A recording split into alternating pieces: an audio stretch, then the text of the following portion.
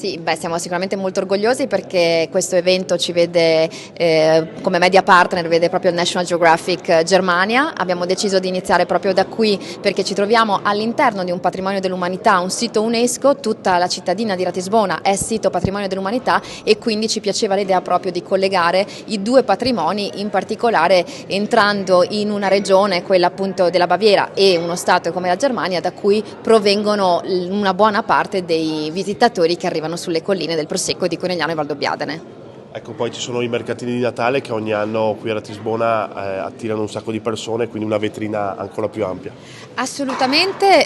il periodo è stato scelto proprio in virtù e in occasione delle feste natalizie che portano sicuramente tanti visitatori, ma soprattutto noi ci troviamo all'interno di un castello che ha una storia millenaria e di un museo che ricevono veramente un quantitativo di visite molto significativo, per cui è chiaro che questo ci consentirà proprio di raccontare attraverso queste straordinarie fotografie di Georg Tappeiner il nostro territorio in un momento straordinario che è quello del Natale.